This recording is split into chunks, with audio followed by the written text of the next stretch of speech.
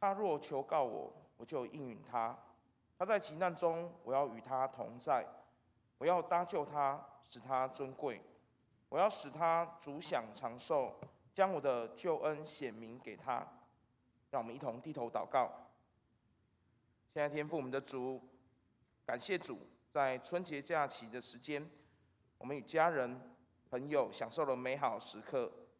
在长假后，求主能够帮助我们在生活上、工作上以及服事上，都重新得力，重新回到轨道上。我们现在将今日的主日恭敬交托给我们的主，求主与牧师同在，让他说出的话语由你而出。求主与我们会众同在，求主让我们谦卑柔软，顺服你的旨意。我们如此祈求，靠我主耶稣基督宝贵的圣名，阿们。接下来诗歌敬拜，我们一起翻开《心灵粮食选》第118首，我歌颂你。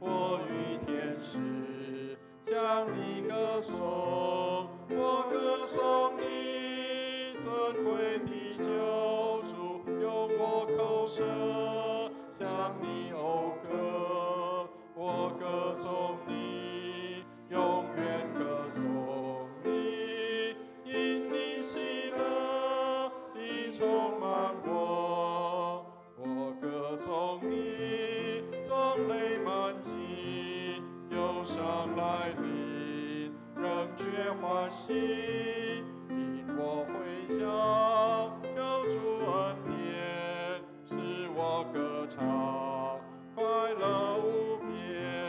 我歌颂你尊贵的救主，用我口舌向你讴歌，我歌颂你，永远歌颂你，因你喜乐已充满我。这一遍让我们静默，让我们思考一下歌词的内容，让我们一同为我们的家庭、我们的生活，我们一起祷告。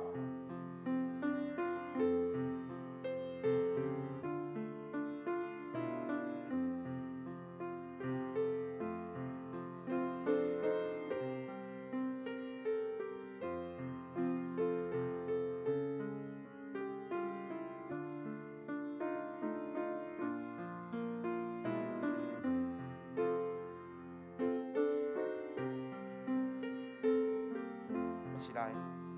我歌颂你，直到历史，无论在家、海洋、陆地，我竟指望进入永生，永永远远。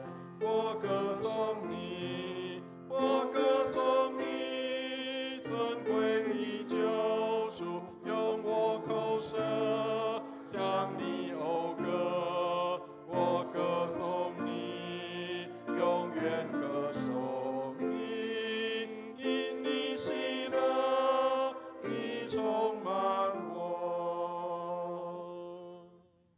我们仍然站立，我们一起同诵《使徒信经》，请。我信上帝，全能的父，创造天地的主。我信我主耶稣基督，上帝的独生子，因圣灵感孕，由童真女玛利亚所生，在本丢比拉多手下受难，被钉于十字架，受死，埋葬，降在阴间，第3天从死人中复活，升天，坐在全能父上帝的右边，将来必从那里降临，审判活人死人。我信圣灵，我信圣而公之教会，我信圣徒相通，我信罪得赦免，我信身体的复活，我信永生。阿们。荣耀颂。但愿荣耀归于父子圣灵，父子圣灵。起初这样，现在这样，以后也这样。永我穷尽，阿门，阿门。请坐。经文，让我们翻开诗篇第25章1至10节，大家可以看投影片。由我来念白色的单数节跟会众请回应黄色章节。诗篇第25章1到10节，耶和华，我的心仰望你，我的上帝啊，我素来依靠你，求你不要叫我羞愧，不要叫我的仇敌向我夸胜。凡等候你的，必不羞愧。唯有那无故行奸诈的，必要羞愧。耶和华，求你将你的道指示我，将你的路教训我。求你以你的真理引导我，教训我，因为你是救我的上帝。我终日等候你。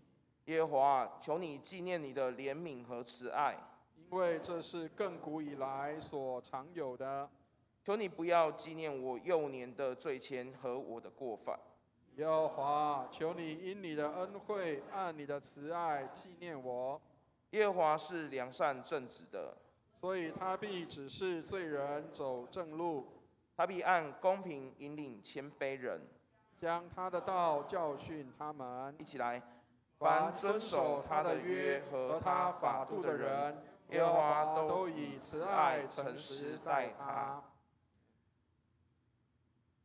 公祷，我们一起为社会，跟国家祷告。我们一起为非洲国家赖比瑞亚祷告，让基督信仰能够进入生活中，国家百姓能够更认识基督信仰祷告。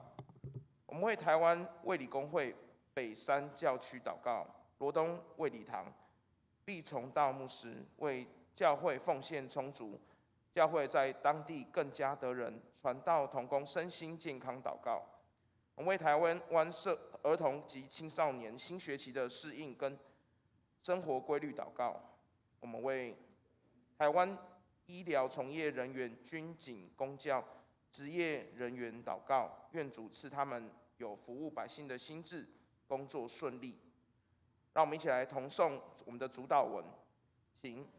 我们在天上的父，愿人都尊你的名为圣，愿你的国降临，愿你的旨意行在地上，如同行在天上。我们日用的饮食，今日赐给我们，免我们的债，如同我们免了人的债，不叫我们遇见试探，救我们脱离凶恶。因为国度、权柄、荣耀，全是你的，直到永远。阿们。我们请高嘉晴姐妹为我们攻读今天的经课。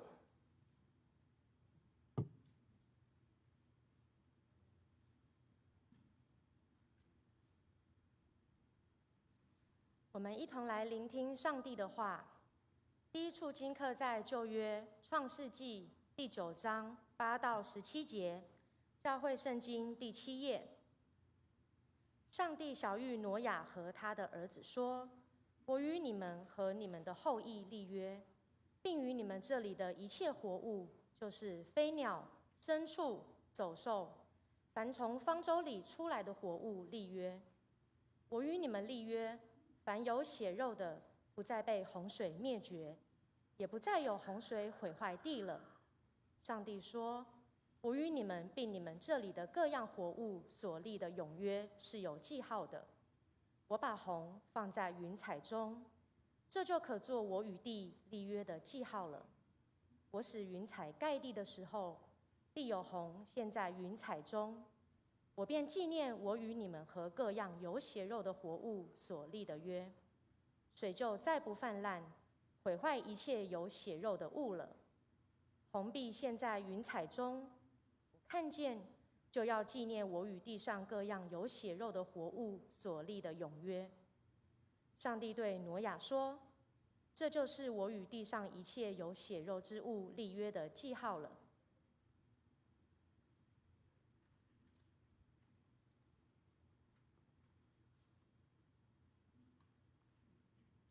第二处经课在新约彼得前书第3章18到22节，教会圣经258页。因基督也曾一次为罪受苦，就是义的代替不义的，为要引我们到上帝面前。按着肉体说，他被治死；按着灵性说，他复活了。他借着灵曾去传道给那些在监狱里的聆听，就是那从前在挪亚预备方舟，上帝容忍等待的时候不信从的人。当时进入方舟借着水得救的不多，只有8个人。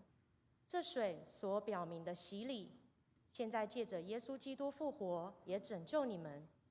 这洗礼本不在乎除掉肉体的污秽，只求在上帝面前有无愧的良心。耶稣已经进入天堂，在上帝的右边，众天使和有权柄的并有能力的都服从了他。以上是上帝的话。接下来由我来攻读马可福音1章9至15节。马可福音1章9至15节，那时耶稣从加利利的拿撒勒来，在约旦河里受了约翰的洗。他从水里上来，就看见天裂开了，圣灵仿佛鸽子降在他身上，又有声音从天上来说：你是我的爱子，我喜悦你。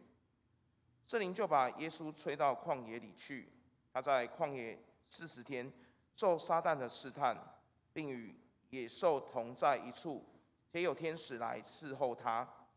约翰下了监以后，耶稣就到加利利，宣传上帝的福音，说：日期满了，上帝的国近了，你们当悔改，信福音。以上是神的话。接下来我们请诗班献诗。今天献诗的曲目是多一点喜乐。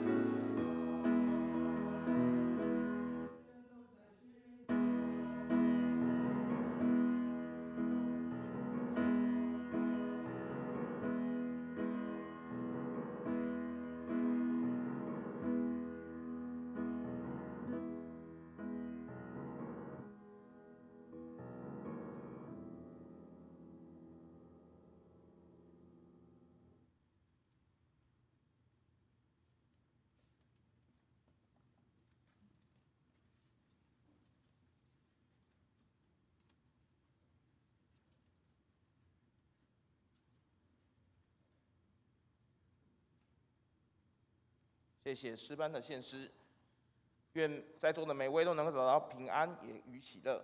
接下来，我们请本堂蔡文牧师为我们证道。证道的题目是“进入旷野，出来侍奉”。我们请蔡牧师。弟兄姐妹平安，很高兴能够在过年后跟大家一起来敬拜跟见面。那也很高兴看到我们的诗班可以带领我们的弟兄姐妹一起来敬拜，相当感恩。那也感谢上帝，让我们能够过了一个旧历年，向上帝献上感谢跟感恩。当然，我不知道大家的过年是怎么过啊？上个礼拜刚好是我们的这个叫做登山变相主日。如果是按照教会的节期的话，那各位如果看过圣经里面登山变相主日，耶稣在山上跟摩西还有跟这个以利亚在那里在讨论，一个代表这个先知，一个代表律法，然后耶稣是上帝的恩典，所以在天上有这个在这个山上，对，在山上有变相的主日。那这个过年的时间，牧师也是在教会里面变相了所谓变相是什么呢？就是这个时候有孔子跟孟子，还有这个我在这个一起，我们在山上讨论。但是后来发现一件事情，后来孔子不见了，孟子也不见了，只有耶稣同在所以你会发现有一些东西会过去的，有一些东西可能也许它很隽永，它很多美好的东西，但我们可以继续读它，但是这些都不会再继续在，唯有耶稣才会与我们一直同在。愿上帝帮助我们，让我们能够看到在过年的当中，也许我们每个人的过年的生活不一样，也许你去外面去过节，也许你有很多美好的跟家人时间的相处，或者是你完成了一些的这个喜欢的一些的活动我们有弟兄也去钓鱼，也去这个户外活动，非常好。但是让我们能够回到神的里面，让我们可以在过完年之后，我们继续的与主同行。愿上帝来带领我们。那特别跟大家讲一下，今天如果你看这个黄历，或者是看这个叫做农民历的话，各位知道今天是什么样的日子，知道吗？今天是农历的1月9号。一般民间信仰说这个叫做什么？天公生，就是这个叫做这个老天爷出生了。好，那这个当然我们不是要去讲这个民间信仰的东西，但是各位知道我不晓得大家以前有没有看过？我记得以前小时候我跟我的阿嬷去这个天公庙去拜拜的时候，我记得印象中，在这个天公庙里面没有神像，只有一块牌子，那边上面写着什么？叫做昊天上帝。好，所以各位知道，其实以前很早期，华人就知道要祭天或是要敬拜天，但是那个天是没有形象的，所以它是一块的牌子在上面。各位如果有机会到北京的天坛的话，它其实也是一块牌子，上面写昊天上帝。所以古代中国人就已经知道，华人就已经知道说，上帝是没有形象的。所以我们拜的那一位上帝是极大的，是没有形象的一位上帝，而不是我们现在拜的偶像跟神明。另外，各位如果知道1月4号的话，除了我们在这个农民历里面，他们有一个时间，这个时间叫做接神，知道吗？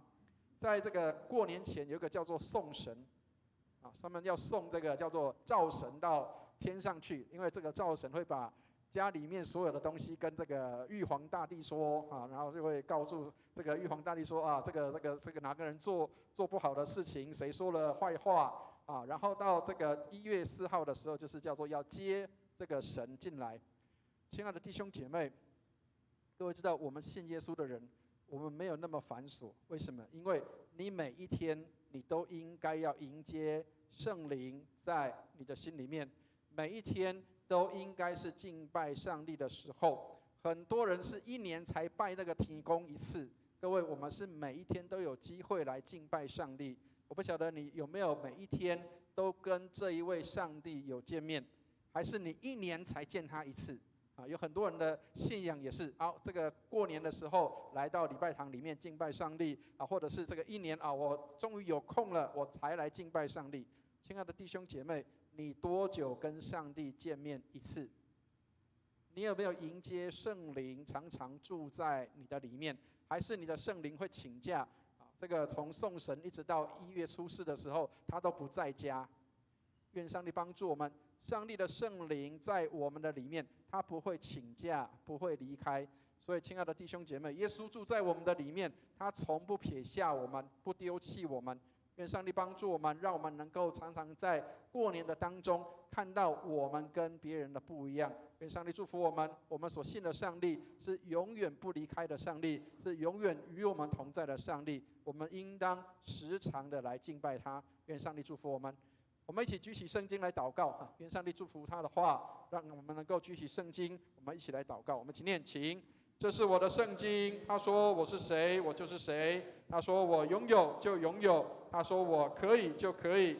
今天神的话要来教导我，我诚心悔改，我心里警醒，我灵谦卑受教，我就不再一样。奉主耶稣基督的圣名，阿们。各位知道这个以前有一个很有名的广告，就是如果你万一有什么样的病痛的话，要打什么电话，知道吗？有没有听过那个控八控控啊？那个上面镜头要打那个电话好，我们来看一下，过完年之后，你有没有这些镜头有没有这些的症候群？会不会觉得疲倦了？会不会觉得失眠胃口欠佳，难以集中精神？会不会有焦虑？会不会空虚？甚至连要亲近神都没有力量？亲爱的弟兄姐妹，有时候收假的时候，我们就会有很多这些的症状就会跑出来。但是，亲爱的弟兄姐妹，这些症状不用打控八控控，知道吗？这些症状你要打谁？打到上帝那里去，让我们可以跟上帝连线，可以跟上帝有美好的交通。不要以为说控八控控什么都可以治因为我们需要亲近上帝，让我们与上帝的关系恢复，我们才能够与自己的关系恢复，与人的关系恢复，才能够恢复我们所有的关系。愿上帝帮助我们，让我们能够在过完年之后，要记得与上帝有连结的时间愿上帝带领我们。好，所以戴德生曾经这样说，他说我们一定要腾出一些时间来朝见上帝。亲爱的弟兄姐妹，你有没有在你的生活当中腾出一点点的时间朝见上帝？很多人会跟牧师讲说我很忙，我每天没有时间我连工作都很忙了，我早上要照顾家人，我甚至要有很多的事情，要处理很多的事情。亲爱的弟兄姐妹，好不好？让我们一天里面最少有15分钟的时间是可以跟上帝亲近的。好，这个是几年前我就已经有放过这个 PPT， 但是希望我们可以重新再把它拿出来 review 一下我们能够来操练一天有15分钟可以来亲近上帝的。我们可以有1分钟的静默安静，什么都不说，什么都不碰的1分钟安静的时刻，有2分钟的唱诗。我们今天的诗歌非常好听，我们这个诗歌里面，我们的诗班带我们敬拜，我们的唱诗，我们常常都有在唱诗，或甚至你如果放 YouTube 都可以跟着 YouTube 一起唱歌。有2分钟的时间，2、3分钟，让我们可以一起来唱诗敬拜。有3分钟的时间来读圣经。每一天我们都有教育部长都会给我们有很多的这个读经的内容，让我们可以读经。3分钟我们把读经把它读完。但是第4个很少人会做到，第4个就是花时间默想，4分钟的时间，让我们去思想一下上帝的话。今天上帝要对我说什么话？让我们能够有4分钟的时间，安静在上帝面前来默想。第5个就是我们可以有5分钟的祷告，我们可以为很多的事情祷告，为你今天的工作，为你的家人，为你所有的一些你关心的事项，或是你关心的朋友，为教会的弟兄姐妹，你也可以为牧师祷告，为所有的这些弟兄姐妹来祷告。有很多人说，哎呀，牧师，我这个祷告时间都很短，我没有办法撑5分钟。亲爱的弟兄姐妹，如果你的家人，你能够每一个人为他花1分钟的时间为他祷告，5分钟就满了。能够了解牧师要讲的意思吗？如果你的爸爸妈妈，如果你的孩子，如果你的配偶，都在的话，那么你可以为你的家人祷告，你可以为你的父亲母亲祷告，你可以为你的妻子或是你的先生祷告，你可以为你的孩子祷告，这样一个人1分钟就5分钟了。亲爱的弟兄姐妹，千万不要觉得祷告5分钟很难，祷告5分钟是很容易的。当你祷告完之后，你会发现还可以有很多事情可以祷告的。上帝帮助我们，让我们可以每一天来为我们关心的人来祷告，为我们的家人祷告，为我们所关心的这些身边的人，为他们来祷告。所以15分钟的灵修很快的，1分钟静默，2分钟唱诗，3分钟的读经，4分钟的默想，5分钟的祷告，加起来刚好15分钟。上帝帮助我们每一天给上帝15分钟，让我们的这一天是平静跟安稳的。愿上帝来带领我们。那今天同时也是另外一个很重要的节期，在对我们的教会来说，也是一个重要的时刻。现在的这个主日叫做大斋期的第1个主日。好，那很多人会误会说，大斋期很少有教会在讲大斋期，好像只有传统的教会才在讲大斋期。其实这个大斋期对我们是相当有意义的。好，那各位不要误会说牧师要求大家去吃素吃斋，不是啊，反而是这几天牧师希望大家做一件事情，就是让我们可以透过等一下牧师要讲的4样的东西，让我们可以来进行，让我们可以在这个40天当中能够有一些的训练跟操练。各位知道1旬是多久时间知道吗？10天，所以4旬就是什么？40天。那从什么时间开始？各位在3天前有一个很好的节日，大家那一天可能常常会送巧克力，知道吗？那一天叫什么？2月14号情人节，对不对？那一天其实就是大斋期的开始。好，那你说为什么叫大斋期开始？通常一般传统教会会在这个时间点，然后会有一个这个叫做圣灰礼拜。那圣灰礼拜的时候，就会将灰涂在头上，涂在弟兄姐妹的额头上，代表什么？代表认罪跟悔改。好，所以过去以色列人他们如果要认罪悔改，他们是要披麻跟蒙灰的，所以用灰涂在头上，代表这一天开始我们要进行这样的40天的认罪悔改的时间。好，那当然可能大家会觉得说，一过完年马上就要认罪悔改，会很有压力啊，所以牧师没有要求大家，就是在头上蒙灰，但是我们心里要蒙灰，听得懂牧师要讲的意思吗？心里要蒙灰。我们所谓的心里蒙灰是什么？让我们在心里面有一些的反省跟悔改，在这一年当中，我有没有哪一些事情我要开始改变反省？因为有一些事情过去的一些东西，我需要调整跟改变，让我这一年可以有新的开始。好，所以大斋节期我们可以做有4项的活动是可以进行的。好，第一个，这4项其实都很难啊。好，先跟大家讲一下，这个 prepare 这个是一个就是蒙灰的意思，就是那个蒙灰就是你心里面要有一个悔改跟预备，要预备在上帝的面前。让我们能够有一个预备期的时间，有一个40天的等候。好，然后下面这个各位的右下角的地方，当然比较容易。我们每一天都有祷告，刚刚也跟大家介绍，每一天要有祷告的时间。但是最困难的恐怕是上面的这2项。好，这个左上面的这个叫做禁食。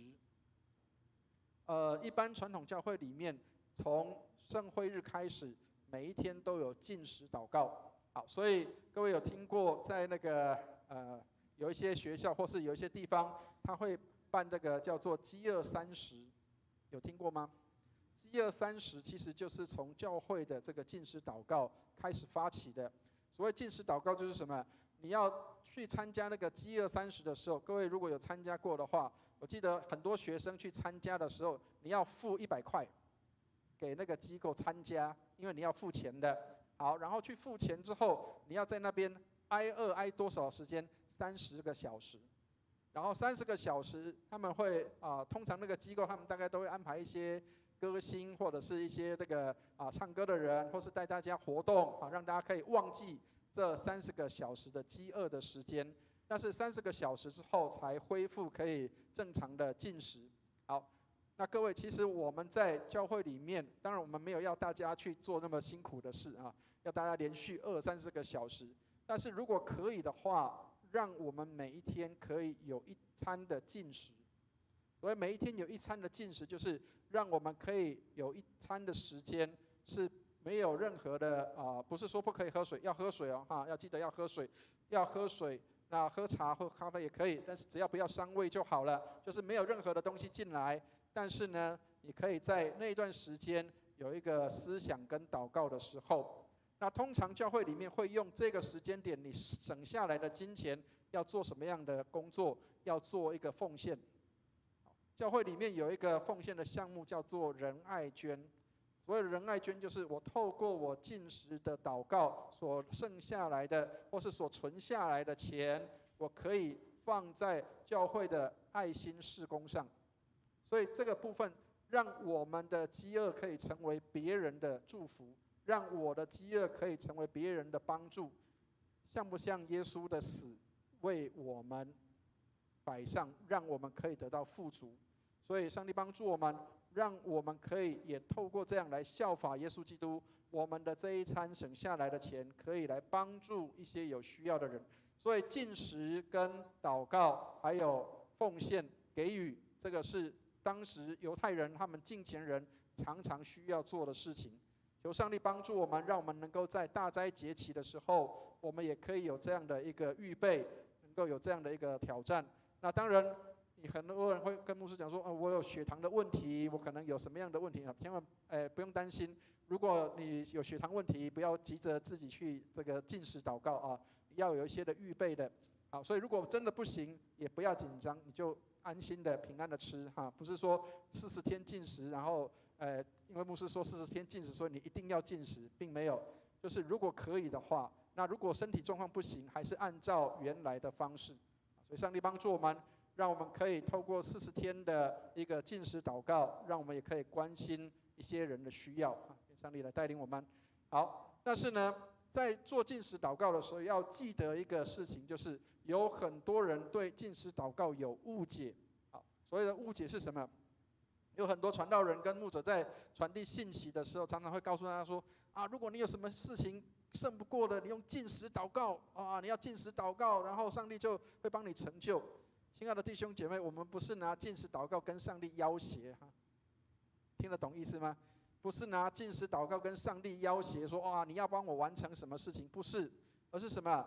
禁食祷告是要我们认罪悔改的时候。好，所以马太福音6章16到17节说，你们禁食的时候，不可像那假冒为善的人，脸上带着愁容，因为他们把脸弄得难看，故意叫人看出他们是禁食来。所以亲爱的弟兄姐妹，如果你禁食的时候，不要为了禁食，然后就我好痛苦我好难过，然后到处让人家知道说你禁食，并不是，而是让我们能够安安静静的擦脸洗澡，然后把自己弄得干干净净的，一样在众人的面前出现，而不是变成好像故意让人家来看到。各位知道圣经里面讲一些东西是跟当时的社会有关系的。各位知道假冒为善是什么意思，知道吗？各位有看过那个戴面具的演员，有看过吗？戴面具的演员就是假冒为善的意思。所以意思就是什么？戴上那个面具，然后秀给人家看的。所以假冒为善的意思就是这样，意思就是你好像故意要给人家看到那样的一个脸色，或是那样的一个状态。所以上帝帮助我们，即使我们在禁食当中，我们也不让人看到我们是在禁食的里面。愿上帝帮助我们，让我们能够按照圣经上帝的话去行。你会发现在这样的一个禁食祷告的这样的一个过程当中，你会得蒙更多更多的祝福。上帝要给你有更多更多的恩典，特别包括让我们可以把多余的或是一些不好的能够释放出去，让一些好的东西，甚至让平安跟平静能够进到我们的心里来。愿上帝来帮助我们。好，所以今天的经文让大家可以知道，耶稣进到旷野里面去，这是一个新的开始。但是这个新的开始从什么地方开始？从耶稣受洗开始。所以有很多人在受洗之后，都以为说受洗之后就是平安喜乐，就是所有的祝福都临到国泰民安，所有的事情都没有困难都不会临到我。很多人要受洗是因为认为是这样，但是事实上并不是这样。各位如果看圣经里面，耶稣受洗之后，并不是马上就一下子很多人簇拥，一下子很多人跟随他，或者是一下子事工就进展的不得了，并不是这样。耶稣受洗之后，反而发生了一些的事情。我们来看一下今天的经文，我们先来看一下11节，我们先来念一下11节，一起念来。又有声音从天上来说：“你是我的爱子，我喜悦你。”好，亲爱的弟兄姐妹，如果你看这段的经文，之前牧师也有讲过这段经文。这段经文里面分2个，一个是什么？一个是你是我的爱子，第二个是我喜悦你。好，所以耶稣有2个身份，一个他是上帝的儿子的身份，另外一个身份是他是上帝的仆人。好，这个我喜悦你，在以赛亚书里面有这样的经文出现。上帝说我喜悦你，意思就是这是上帝的仆人。耶稣圣灵又在这个旷野在施洗之后，耶稣施洗之后，这个有上帝的声音来说，这是我的爱子。所以他有2个身份，一个是上帝的爱子，另外一个是上帝的仆人。所以亲爱的弟兄姐妹，我们成为上帝的孩子，我们成为上帝的爱子，或是我们成为上帝的女儿，另外一个身份是我们是上帝的仆人，我们是上帝的使女。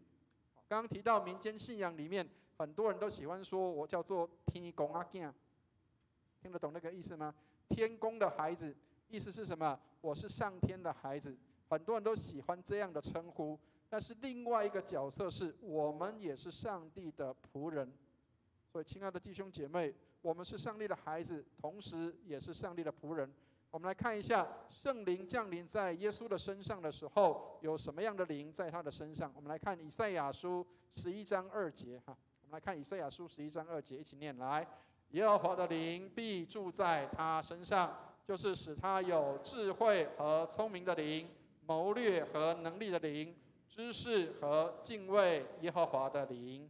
亲爱的弟兄姐妹，前面这些都很好，对不对？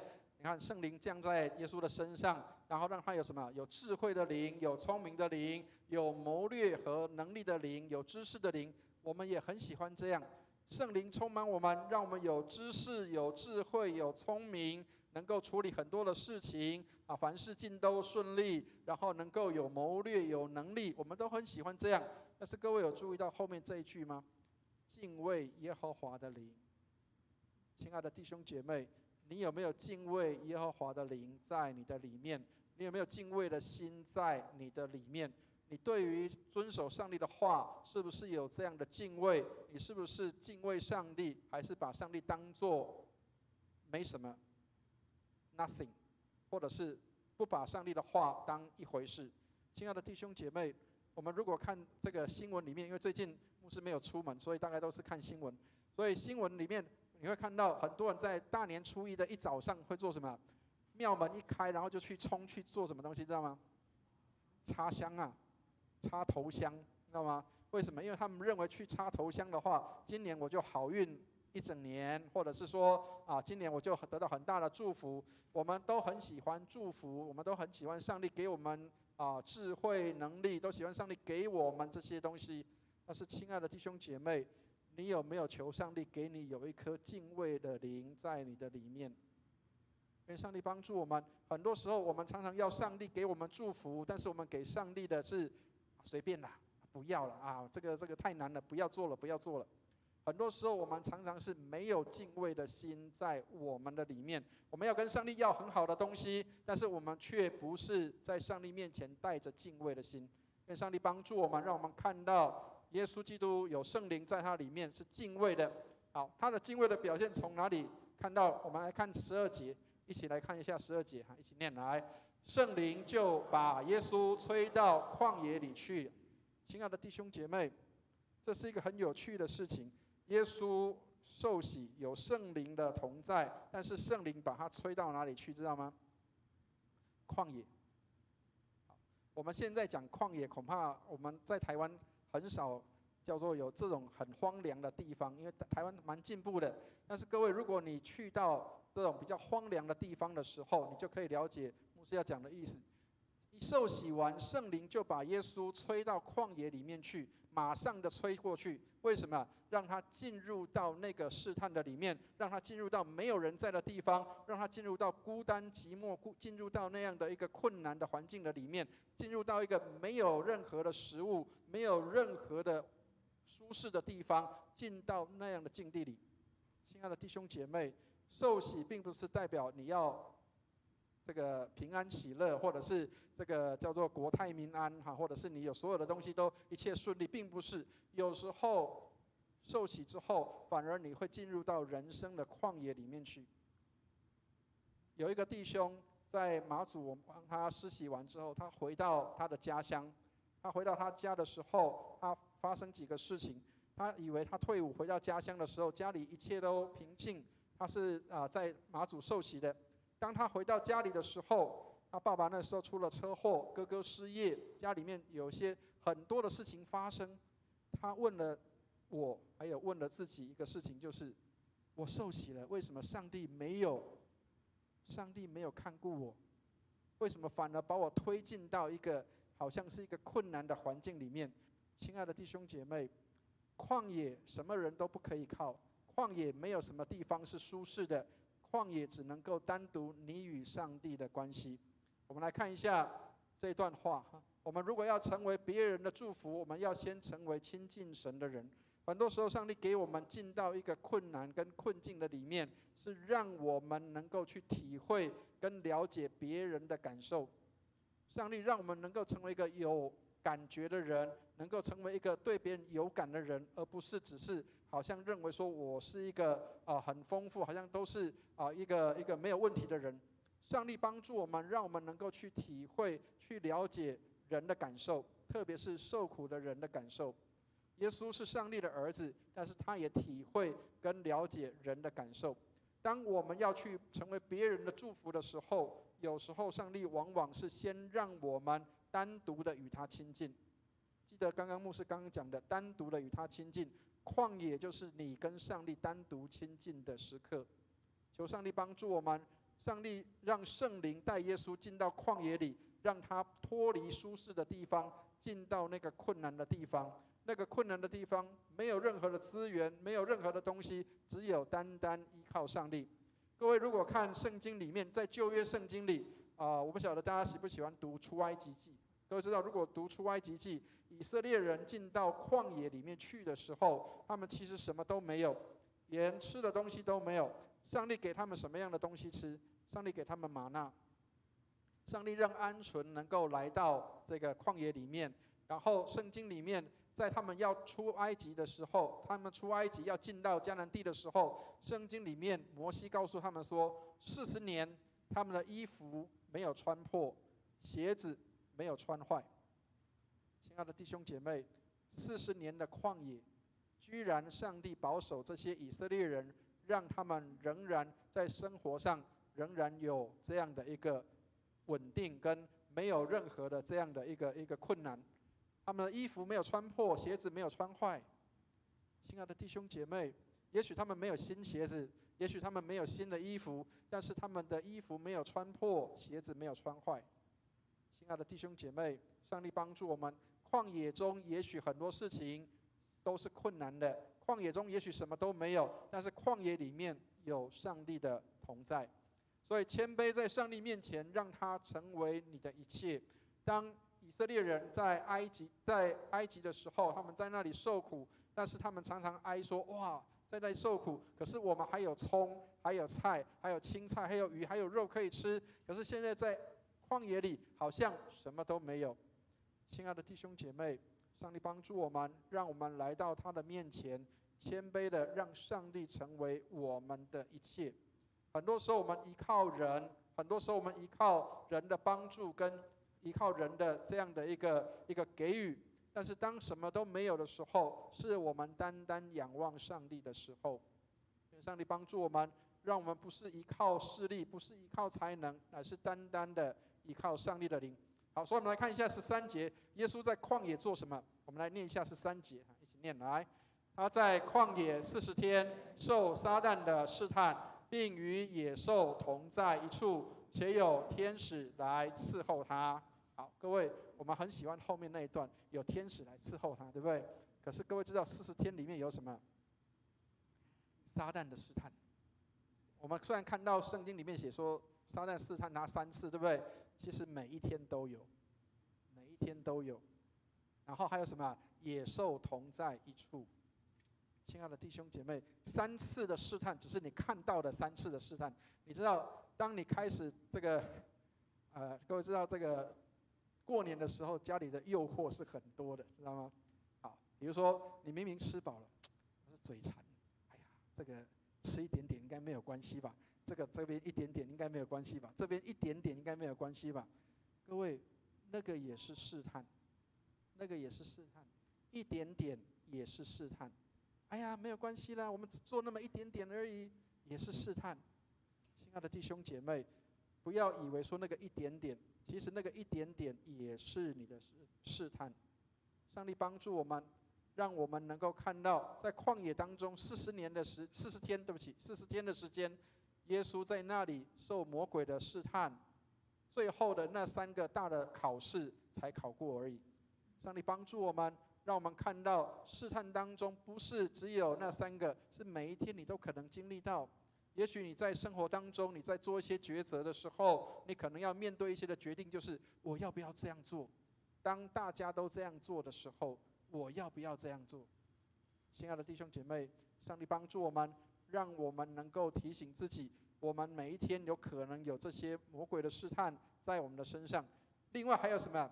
野兽的同在，有没有看到？野兽同在，对不对？所以它不是只有内心的交战哦，不是只有内心挣扎跟交战。撒旦的诱惑好像是内心交战，对不对？还有什么？外在的野兽跟你同在。你可以想象你在睡觉的时候，狮子突然跑出来吗？你可以想象你在睡觉的时候，野熊突然跑出来吗？那个叫野兽，野兽的同在。亲爱的弟兄姐妹，外在的，所以旷野不是一个好过的地方，旷野可能有外在的影响，有内在的压力。亲爱的弟兄姐妹，上帝帮助我们，让我们能够在遇见外在的压力的时候，内在的挣扎的时候，我们应当依靠的是谁？愿上帝帮助我们，我们的信仰看出我们在困难的时候会依靠什么样的东西。愿上帝帮助我们，让我们看到我们在困难的时候，我们所依靠的是什么。好，所以基督徒的人生目标之一就是获得跟保守清洁的良心。亲爱的弟兄姐妹，当你饿了，当你渴了，当你有这些事情发生的时候，你会不会因为饿了渴了，所以我用不好的手段去获得我想要获得的？很多时候我们常常会是这样，哎呀，因为我饿了，我渴了，所以我就去这样做。很多时候我们常常是因为我们被这些的欲望给控制了，而不是我们能够控制那个欲望。所以上帝帮助我们，让我们能够保守清洁的良心在我们的里面。我们是一个基督徒，并不是因为我们每一个礼拜天来教会做礼拜，带着圣经，带着圣诗，在这边唱诗赞美，不是这样，而是我们每一天都活出耶稣基督的生命。愿上帝帮助我们，我们是不是每一天活在耶稣基督里，有耶稣的生命在我们的里面？当人看到你的时候，有没有看到耶稣在你的里面活？所以福音并不是一个新的东西，也不是一个新的律法。福音是什么？福音是耶稣基督自己本身进到你的里面，在你的里面活出来。所以我们来看一下14节的地方。今天圣经里面14节，耶稣进到旷野里面出来之后，他做了什么？14节我们一起来念一下14节，一起念来。约翰下监以后，耶稣来到加利利，宣传上帝的福音。亲爱的弟兄姐妹，约翰下监是一个很重要的阶段。我不晓得各位你有没有这个跟随前辈学习的机会？如果有的话，那就是一个很好的比喻。各位知道，施洗约翰是比耶稣早出来传福音的。但是各位知道，在耶稣从旷野出来之后，这个老师，这个牧师就被抓去关起来了，因为他得罪了当时的人，当时的这个执政者。好，所以他被关起来了。各位亲爱的弟兄姐妹，如果你的前辈，如果你的老师，如果你的在前面的弟兄，他如果因为传福音的缘故，因为做对的事情而受苦的时候，你还愿不愿意这样做？你还愿不愿意跟随他的脚中行？亲爱的弟兄姐妹，如果你看到你的前辈受苦，如果你看到你的前辈他因为做对的事情而受到伤害的时候，你还有没有那个勇气跟胆量，愿意继续的跟着这样来走？很多人是放弃的。哎呀，你看他做了对的事情，结果没有好报，做好人没有好报啊！不要像他这样了，不要像他这样。很多时候我们的放弃也会这样。可是，亲爱的弟兄姐妹，约翰下监之后，耶稣却来到加利利的地方来传上帝的福音。愿上帝帮助我们，让我们能够看到有许多的人需要福音。这2天我们的神学生已经回到教会里面来。那前天我跟他稍微有一些的谈话。那我在那个时候跟他讲了一个故事，但是那个是一个真实的事情。弟兄姐妹，如果是你，我不晓得你会怎么做，或是你会怎么样去抉择。在1960年代，有一群年轻人，他们知道在南美洲有一些土著原住民，他们是吃人的，然后他们对这一群族群，他们有这样的一个用心，他们想要去帮助那个族群，所以他们去学习那个族群的话，然后要进到这个南美洲的这个一些原住民的地方去。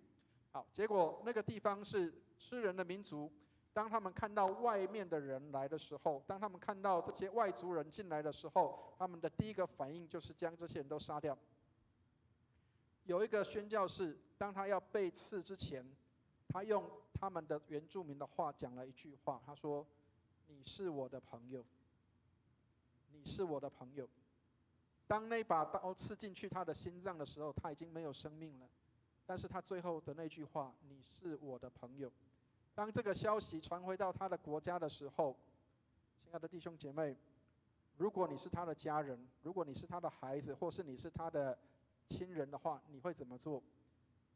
这些的宣教士，他们的太太、他们的孩子听到这个消息的时候，当然心里面很悲痛，然后他们又做了一个决定是：我们再去，我们去那个爸爸死掉的地方，我们去那个地方，我的先生被杀死的地方，我继续去。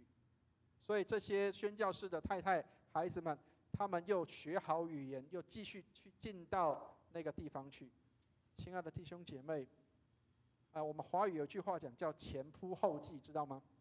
意思就是前面的人他倒下来了，但是我后面的人我还继续的往前上去。亲爱的弟兄姐妹，上帝帮助我们。教会里面有很多的事工，已经有很多人没有办法继续撑下去，有很多人他做对的事情，但是很辛苦的。也许台语有句话讲叫做“做个老官，嫌个老暖”，对不对？然后就不想再做下去了。亲爱的弟兄姐妹，你愿不愿意当人家这个老官的时候，被人家嫌个老暖的时候，我还愿意继续的做这个事情？上帝帮助我们。服事没有一样是容易的，服事没有一样是简单的。但是你有看到有需要的时候，是否看到我的前辈过去了，我也要跟着他的脚中行？上帝帮助我们，让我们继续的往前行。无论我们做什么，无论我们在任何的境地里，上帝都与我们同在。无论我们遇着什么样的事情，上帝都与我们同在。所以勇敢的向前行，在这一年当中，也许你会遇到新的服事，也许你会遇到一些新的人，也许你会遇到一些新的诱惑或试探，但是无论在什么样的地方，上帝都与我们同在。好，所以我们来看一下，耶稣跟着施洗约翰的路来走的时候，他在那里宣告什么？15节，我们一起来念一下15节，请念来：日期满了，上帝的国近了，你们当悔改，信福音。亲爱的弟兄姐妹，施洗约翰讲了这个话就被关进去了，对不对？但是耶稣说什么？日期满了，上帝的国近了，你们要悔改，信福音。耶稣继续传讲这个话。亲爱的弟兄姐妹，上帝帮助我们。也许我们的前辈，也许我们的前面的服侍的同工弟兄，他已经累了、疲乏了，退下来了。但是我们有没有继续的前仆后继的说，日期满了，上帝的国近了，要悔改信福音？我们继续接下这个福音的棒子。愿上帝帮助我们，让我们能够继续的能够来往前行。所以传递福音的时候，也许不是都要讲一些美好的话语。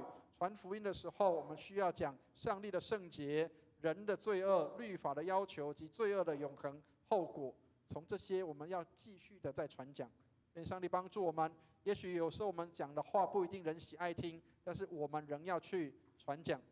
好，所以以前在念神学院的时候，现在不是了啊，现在是一手圣经，一手就是手机了啊。好，所以但是以前早期的时候，记得很多的前辈都提醒我们这个事情：一手圣经，一手报纸。你不单要读圣经上帝的话，你还要关心这个世界。所以你不是只有领受上帝的话，你还要进入到世界去服侍的。好，所以今天的经文给我们几个信息：第一个，成为基督徒要活出上帝儿子的生命。所以你受洗成为神的儿女，但是我们有一个重要的使命，要活出上帝儿子的生命。所以这3个问题，我们要常常问自己：第一个，你遇见耶稣了吗？第二个，你与耶稣建立关系了没有？第3个，你是不是背起十字架来跟随耶稣了？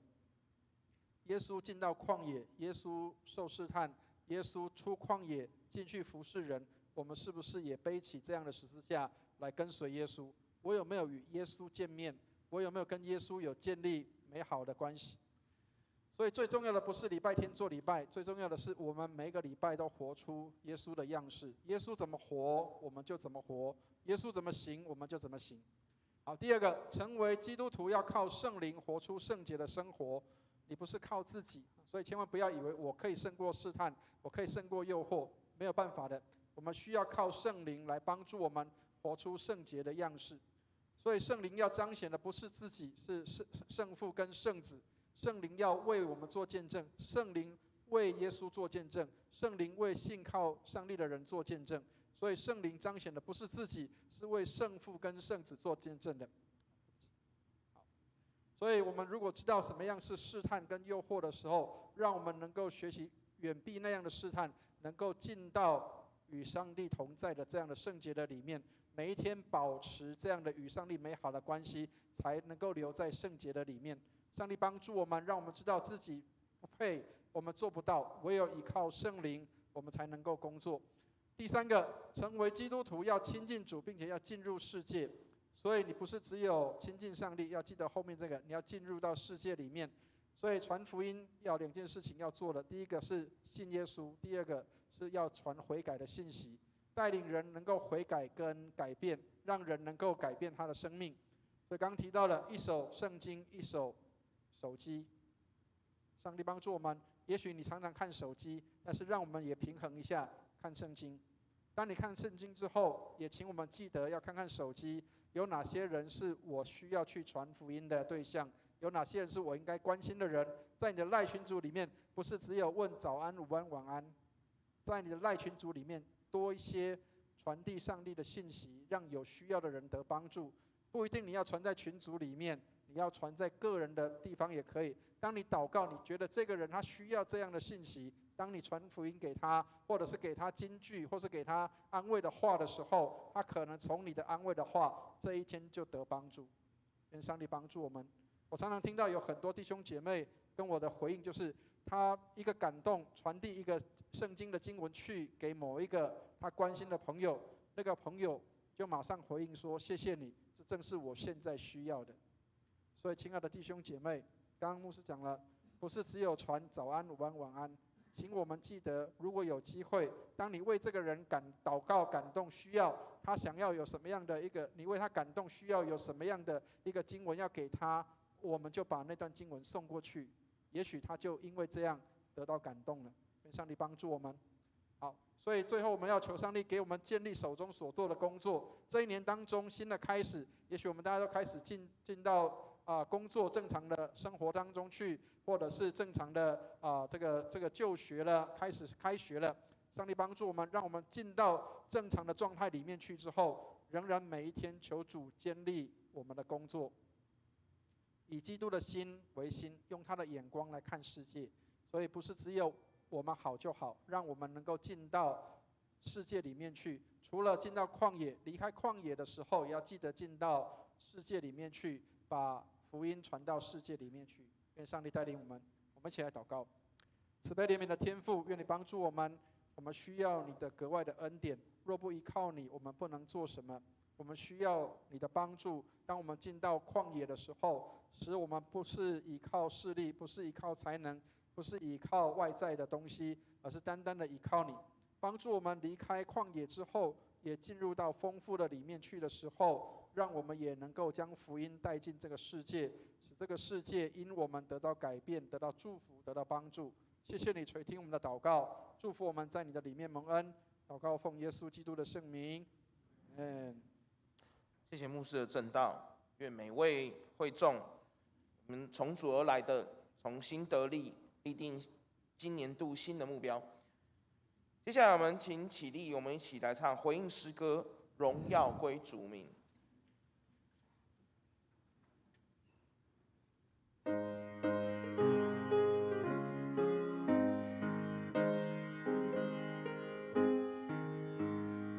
救主耶稣在十架生命，流出宝血将我罪洗净。若不流血，罪再还不清。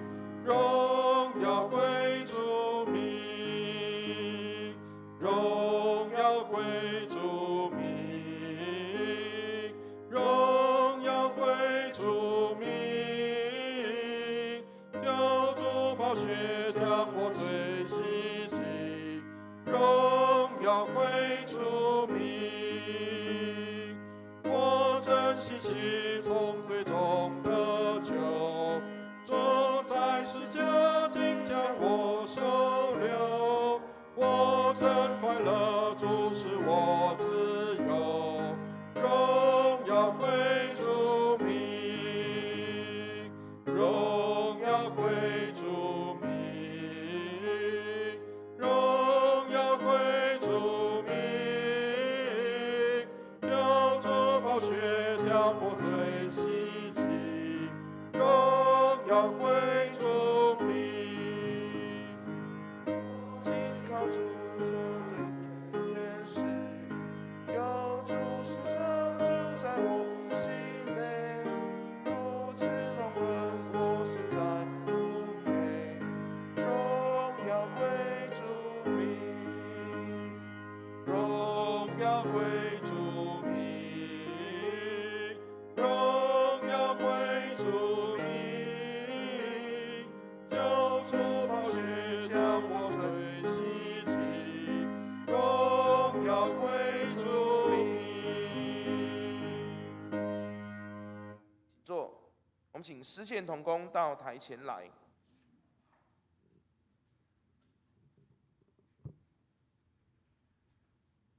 我们一起低头做奉献的祷告。亲爱的天父，谢谢你，你的大能救赎我们，你使我们成为你的儿女，让我们学习如何在困难中经历你的同在，让我们用耶稣为榜样，学习你的样子。求主常常在生活中帮助我们，让我们不偏离。现在我们将由你而来的金钱献上，作为主的圣工使用，求主悦纳。我们这样感谢祷告，奉主耶稣基督的名，阿们。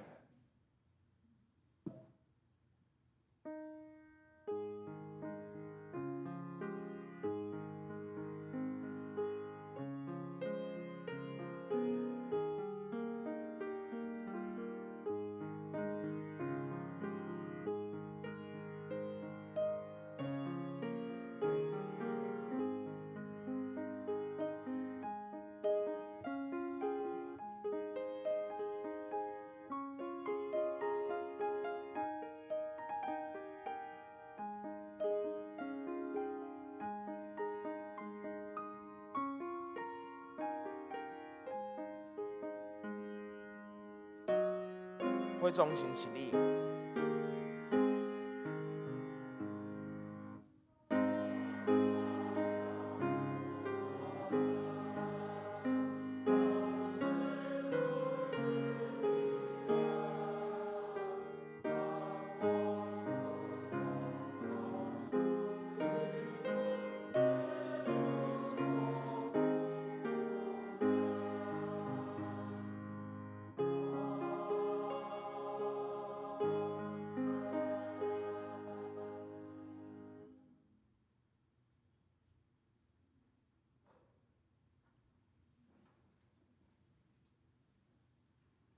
问有弟兄姐妹今天第一次到我们当中的吗？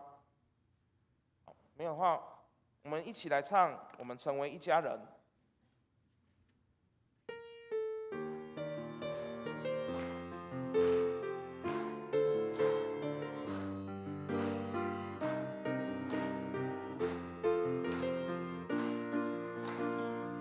我们成为一家人，因着耶稣，因着耶稣成为神儿女。我们成为一家人，因着耶稣，因着耶稣成为我的子民。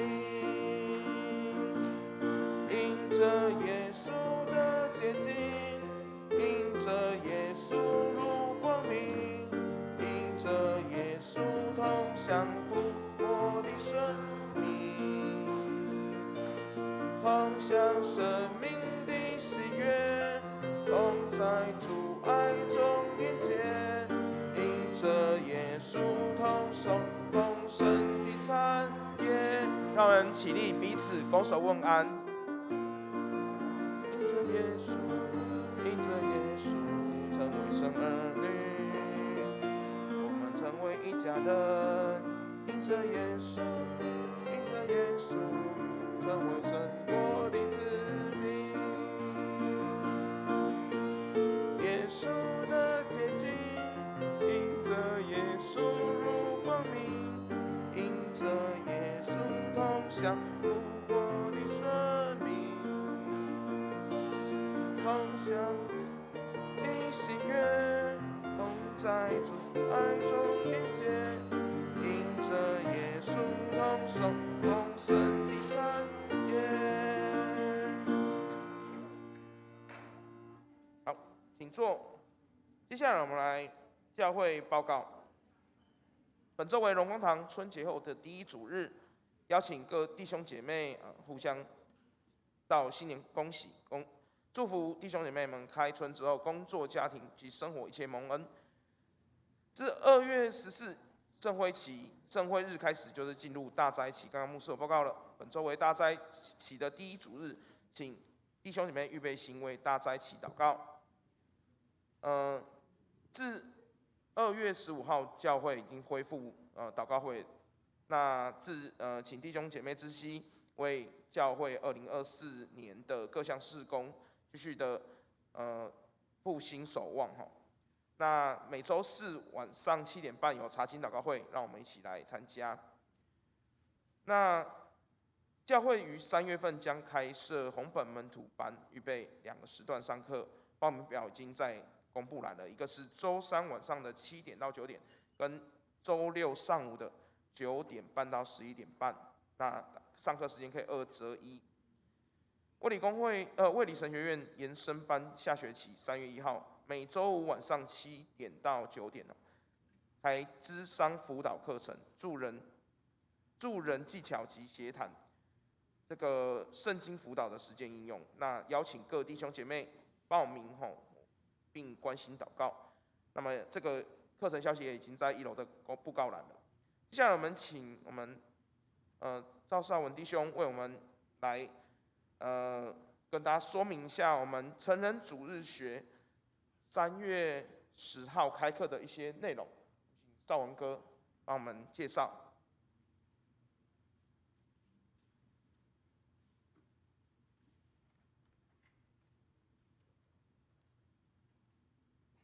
弟兄姐妹平安我们成组这一季马上就要开始了时间是定在3月10号也是同样一样，就是主日之后，从11点40分到12点半那课程呢，其实一共有13节课，基本上应该是在6月底的时候就完成。那这其中呢，有4天我们已经定下来的会停课的一个是复活节的时候的连假，还有儿童清明节的连假，还有母亲节，还有端午节那地点的话，在副堂2楼还有6楼。那我稍微简单的把这几堂课的重点来跟大家稍微介绍一下很希望大家每一位都能够参与其中的一个课程我相信这里不仅是一个就是让我们对这个信仰福音的这个内容的一个装备之外，更也是一个团契了哈。所以说这个是很好的，很有价值的。第一个课程呢，就是诗歌欣赏以及教唱。那这是老师是天一弟兄还有如今姐妹那在这个课程里面呢，其实就是可以学习到很多在教会复兴的历史当中的很多的一些经典歌曲那这些歌曲呢，他们的作者都是在当时算是这个对信仰是一个非常有的伟人了哈。所以他们的见证还有他们的曲调各方面呢，其实都是从神那边受到感动而创造的。那这些歌很多是经历了上百年的这样子的一个历史，所以是非常珍贵的。希望大家能够透过这样子的一个诗歌的学习呢，更能够认识信仰可以得到一些启发还有共鸣。那第二堂课呢是撒迦利亚书还有马拉基书。那这个课程呢是由我还有伟翔弟兄一起来担任教导的负责哈。那我们知道撒迦利亚书还有马拉基书呢是旧约圣经的最后的两卷书了哈。那这2卷书呢撒迦利亚书特别是它是一个它是在主前520年到518年之间完成的。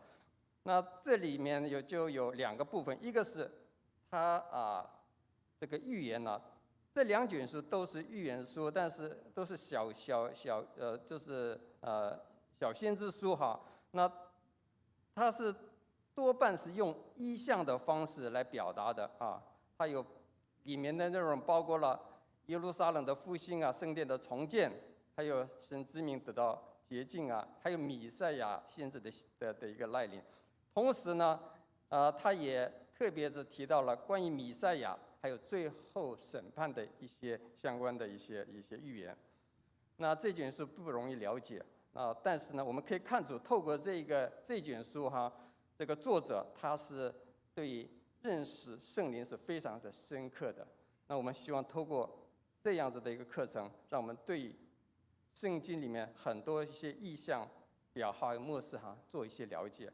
那马拉基书的时间呢，其实也是最后就是在主前433年的时候那这里面呢特别提到的是，就是当时犹太人呢，其实他们在那样的处境是非常的怎么样讲，就是无力希望能够借着这样子的一个教导，让他们苏醒起来，也警告他们不悔改的话，审判就会来到的。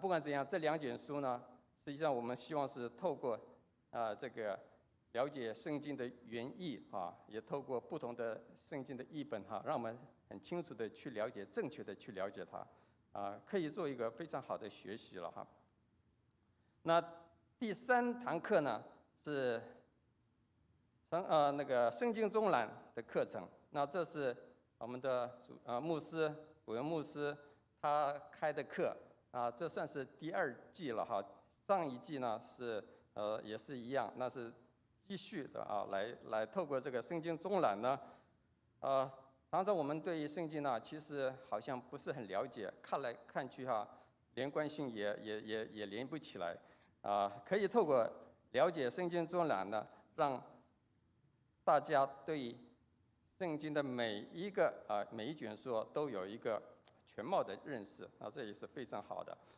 然后这一次我们还有第4节课是新约的加拉太书，那这是赵鼎弟兄来负责教导那加拉太书我们也很清楚，这是保罗他结束了第一次宣教的旅程之后呢，那个时候他当时他对加拉太刚刚建立的一些教会的一些教导，其实我们可以透过这卷书可以看到保罗他自己他在介绍他自己的时候，他不是说是谁来介绍他，他说他是神的蒙召，他不是出于人的，他非常很有自信的来去向大家宣告他的使徒的身份是透过神自己的选召的。然后呢，他也是在当时的教会呢，其实有很多不同的主张的，他就很清楚的来教导他们当时的很多人主张的摩西的律法，但是他强调的是要信靠十字架的信仰，十字架的恩典，那才是真正的救恩的一个来源，不是靠着遵行律法。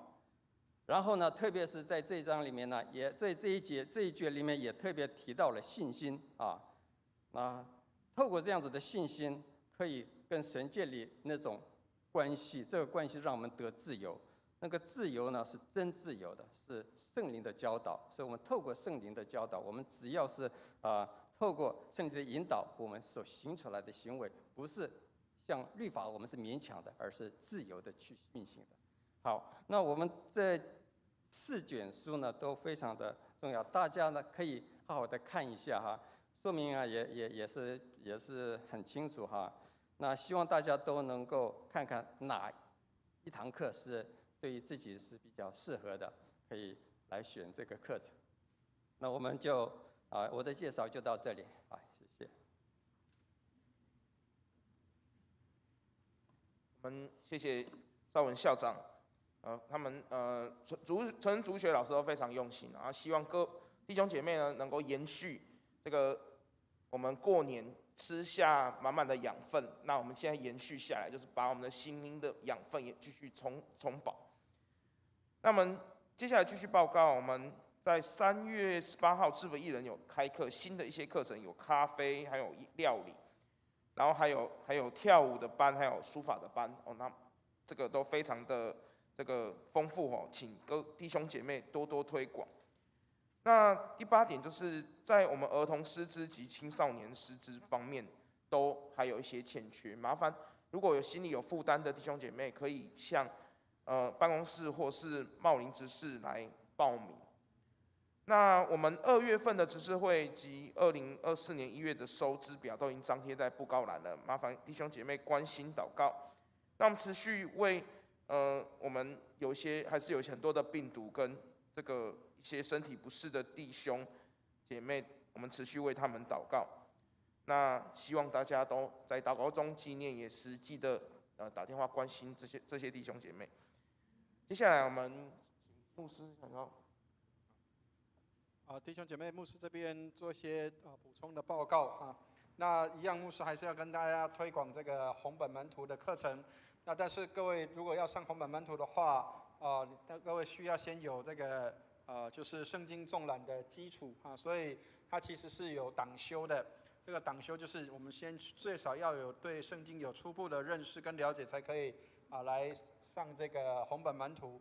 那很多人对红本门徒可能不是很了解跟认识其实红本门徒不是牧师要教你什么，而是你要在读完之后，你要跟你的小组一起有分享跟讨论，所以它不是一个叫做单向性的灌输，它是一个分享型的，就是你每一天需要有一些的阅读，才能够进行这样的讨论跟分享所以它是一个分享的训练所以求上帝帮助，让我们可以弟兄姐妹当中，如果还没有上过红本的，或是你上过红本了，你希望可以再做复习的，我们都欢迎大家可以来参与这个红本门徒的课程。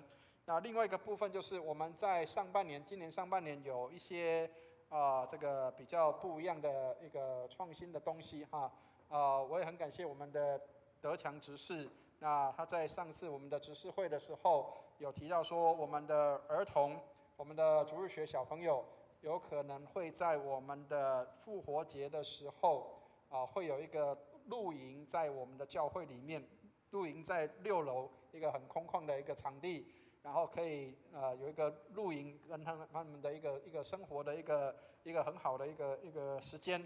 那时候我就跟他提醒说，那是不是我们可以在复活节的早上就是天还未亮的时候，我们可以有一个叫做朝阳礼拜所以请弟兄姐妹记得如果你愿意参与的话，我们会在复活节的早上，应该会在太阳还没有升起的时候，大约会在6点钟左右，我们就会有一个朝阳礼拜。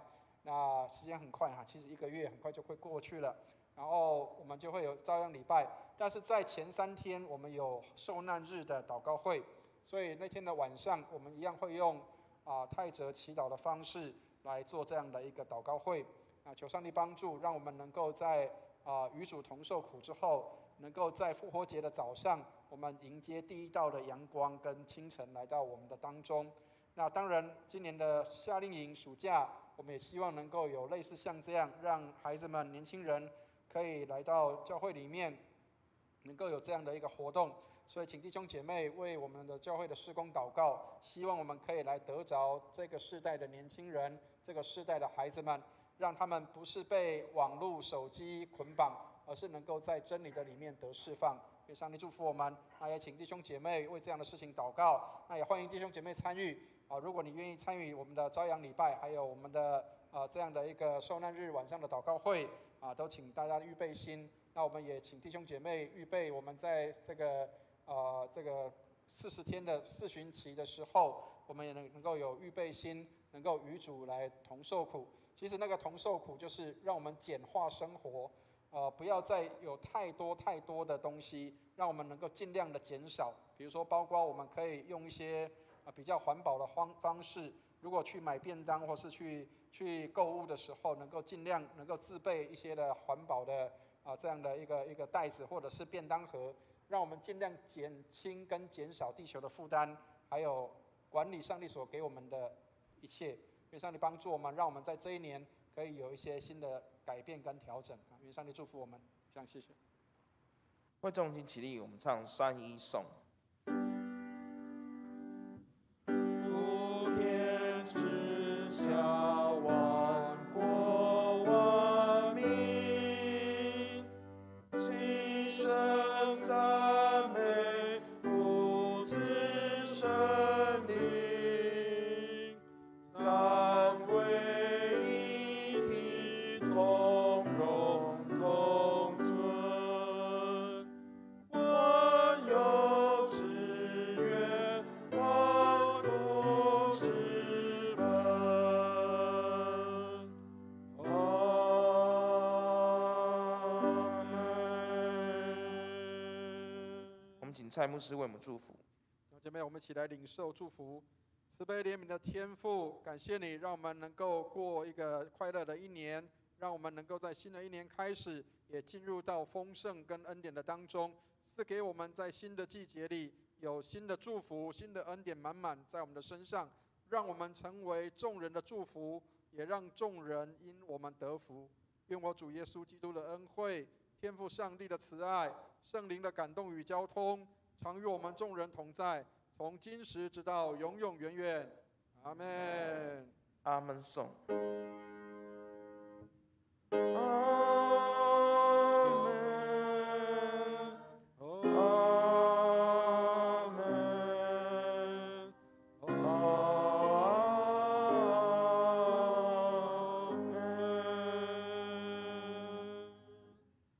做殿乐，在殿乐中，请为今天肢体消息和教会事工祷告。